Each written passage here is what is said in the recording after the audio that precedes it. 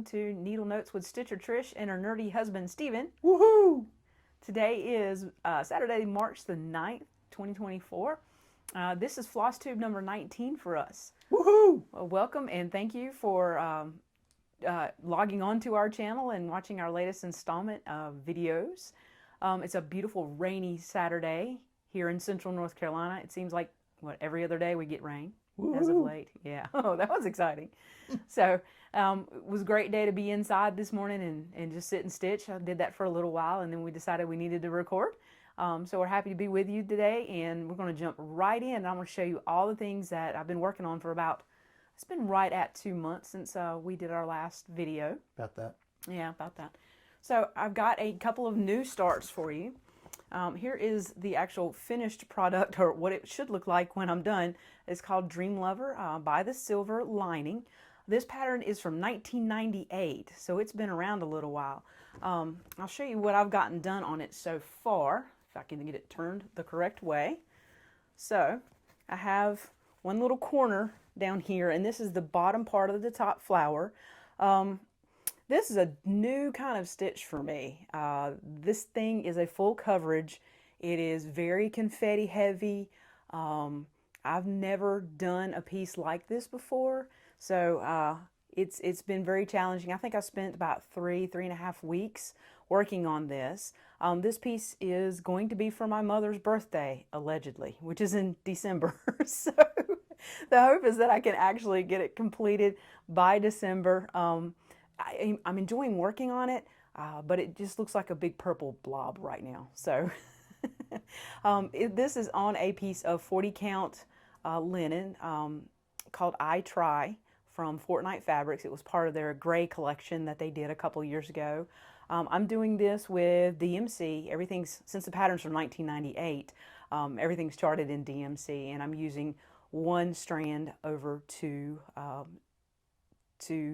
strands of, I didn't say that the right way, but 1/2. But anyway, having a good time with this. Again, it's Dream Lover from the Silver Lining on I Try from Fortnight Fabrics. So that's the first start that I have to show you. The next start that I have to show you is my Temperature Dragon. I didn't take it out of the Q-snap because it fits in there perfectly. But this is from Christie's Corner Needlework. And it is a temperature chart. I probably have seen other floss tubers doing it, but this is the January section, and then February was around the eye, and here we are in March, and so far we're a consistent color of green and gold. So what the dragon will look like when it's finished, this is how it kind of works, is January and then February, March, April, May, June, July, August, September, October, then November, and then down here for December. So having a lot of fun with that, and I'm actually caught up to today, so that is as complete as it can be. I'm doing that one on a 16 count Aida, and I'm using DMC for that, 2 strands of DMC over 1X Aida X in that.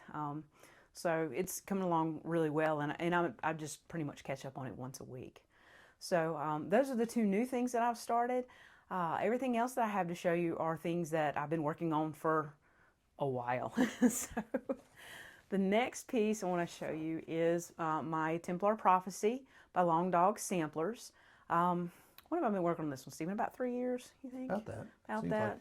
Seems like 10. And I'm not very far along, quite honestly. So get this up here. Show this to you. So I had this top part done the last time we did a floss tube. So I started down here, which is page number 6. And I got about 2/3 of the way through page 6 before I got very tired of black floss. And decided, okay, I've had enough for now, and put it away. But this I'm also doing on an 18 count Aida. I'm using 2 strands of Black Silks for You. I don't remember the PR number of it, but it's not too variegated. You can see there's some variegation in it, but it's not super variegated. But this one, you know, it just, for me, at that point in time, I was just kind of done with it. So I put it away, and I haven't been back to it because there's some other, you know, things that I had in the hopper. I wanted to get that one piece started for Mom. So that one's coming along pretty well. The other piece that I worked on was my Snow Queen from Mirabillia. I put in quite a bit of time on this one. I probably did, I don't know, a good 3 weeks on it as well. And the last time you saw this, I was up to right in here on the dress, and I hadn't done any of this shading down here at the bottom. So I finished all the rest of this dress and started on this ruffle. I'm not sure, what do you call that on a dress? Do you know? Train. Train, maybe. But the reason I did is because I started getting a little freaked out about how close I was to the edge of my fabric. I was like, let's drop down here and see if I'm going to need to modify. And it's really, really close. I may have to add some fabric on it to get it framed. I don't know yet. My next mission is to go up with this and see if we can not have the headless girl with her reindeer. But that's, you know, just to make sure that I have enough fabric on the upper side. I swore I measured this 100 times, but I'm not sure I did now. But she is on a 32 count even weave. It's an opal even weave by Stitch Me, and it's called Frost. I'm doing this with all the called for flosses, which are mostly DMCs, a couple of specialty silks. Yeah, but I haven't put any beads on it yet. It's going to be a while, and I'm doing this 2 strands over 2. So I'm pretty happy with where this one is, and I really want to do this variegated part of the train through here, but I really need to go up and make sure that I'm not going to run out of room on the top. So the next one I'd like to show you is a bookmark that I was gifted from Paprika. This is actually the company that makes these great little bookmarks. They sent this to me to try out. It's a full kit. And this is Stephen, your Spanish is better than mine. Mine's non-existent.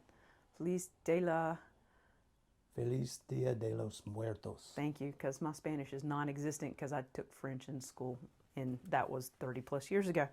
But they sent the kit, has great directions in it, and the floss is all, you know, scanned out for you. This is my little travel piece that I take with me, mostly when we go to our tea house downtown. And this is where I am so far on it. So I'm about ready to put her headdress on. I'm going to finish up there's a little bit more black in the sugar skull, and then get the headdress on it. It came with 2 pieces of two pieces of Aida, and I believe it's an 18 count. I haven't actually measured it. And instructions on how to put the bookmark together. There's another piece to cover the back, and then the stitching around the edges. Let me show you. They have instructions on how to do all the stitching around the edges and to actually finish it off, and, you know, all the things. It was a great little kit. When I finish this one, I'm probably going to look at their collection and get a couple more, because they have every pop culture thing out there. They have a bookmark or just great little pieces. So if you haven't checked that out, down in the description box, there's a link to go check out the website for Paprika, and I'm probably saying that incorrectly. It's a Ukrainian company, but just really cool stuff and really well put together kits. I'm very pleased with that. I was excited to get that. And I have one more piece that I'd like to show you that I've been working on. It is from Modern Folk Embroidery. It's called Agnus Day. There's the picture of it. And this one has a little bit of a story to it. I started this 4 years ago. And whoo, that does not belong there. So I started 4 years ago as my Linton Stitch. And so for the 40 days of Lent, 6 weeks basically of Lent, the first year I stitched only this, and that's all I worked on. And then the second year I got the middle section done, and here we are. I skipped the third year because I was really, really wanting to get another piece done. But I'm back to it this year, and so far I've gotten this much done. And what are we, 3 weeks into Lent? Stephen, do you remember? I think it's 3. Right. Yeah. Whether or not I finish it this year, I'm not 100% sure it's going to get finished, but I should get pretty close, and I may just go ahead and finish it once Lent is over if I don't get it completed, and have this one concluded. But beautiful. I'm just trying to finish this. Like, it's almost like lace through here. I think this evening, as we sit and watch TV, I can probably finish that up, and then next week can start on that row. And it's exactly the same on the other side. Well, not exactly. The symbology on the other side is a little different, but it's the same idea. Before I get into the lattice work on the very end down there, and that's almost soothing stitching because it's just the same pattern over and over and over and over. So that'll go pretty quickly. This will not go quickly because it's following the pattern. And this one I'm doing on Heron Gray Legacy Linen. I'm using DMC B5200 one strand over 2, and it's this lace stuff is pretty tedious. It kind of I do a little bit, maybe an hour, and then have to walk away from that because it's just so tedious and such tiny little. You have to follow the pattern carefully, and I've done a significant amount of frogging on this one in the last couple of weeks because I would just mess it up. So looking forward to having this one completed as well. Should be. I hope to finish this one pretty soon, whether it happens during Lent or not. That's my intent. So I've stitched quite a bit in the last 2 months. Just a little bit on everything. I've touched everything that's currently started in my world. I've touched every single piece. So basically, you just saw my whip parade as well. Purchases, I haven't made any purchases except for. Wait a minute. Except for one thing I want to talk to you about. I had heard about people getting I'm restricted to lenses. I'm a prescription lens person. I do not ever go without my glasses.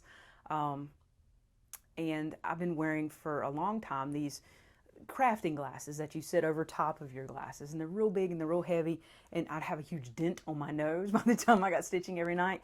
So I spoiled myself and had my optometrist put my prescription and then add a 4.0 magnification to them. So they're pretty thick, they're fairly heavy, but I don't have a giant dent in my nose every single day when I get done stitching because I splurged and purchased myself stitching glasses, which I really enjoy, except for the fact with my other glasses, I could stitch and then look up and see the TV.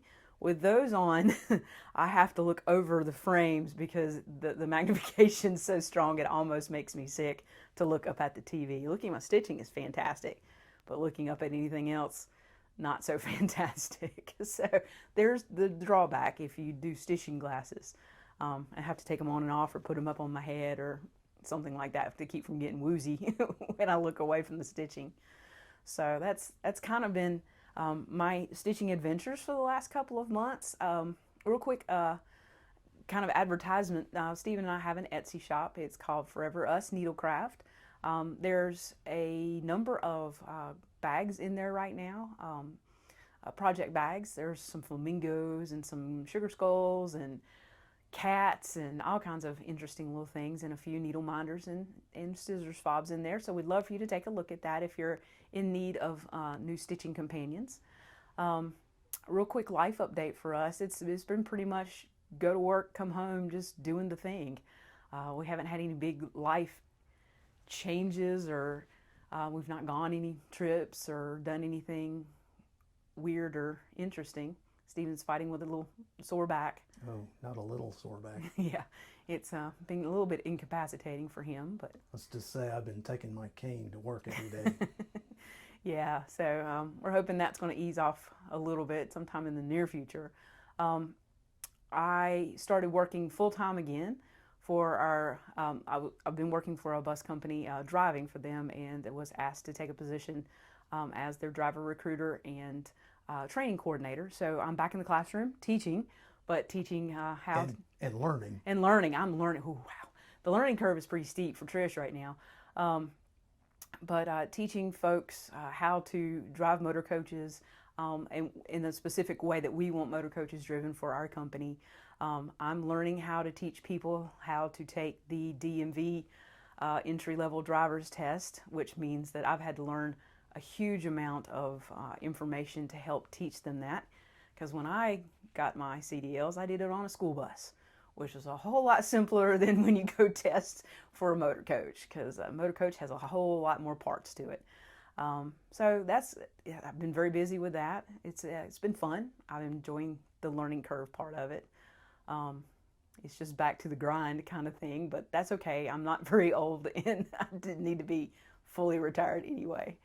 So, Let's face it, you don't know how to retire. no, I'm not sure I ever will. I'm not very good at sitting still. I make great plans and then it doesn't work out so well. So, nonetheless, that's kind of all that's been happening in our world. So, just want to thank you so much for tuning in and spending a little bit of time with us and watching me talk about the fun projects that I've been working on. And I hope you're all doing well and ready for spring, because we are ready for spring here and really wish it would stop raining. So we wish you all the best. And again, thank you so much. Take care. Bye.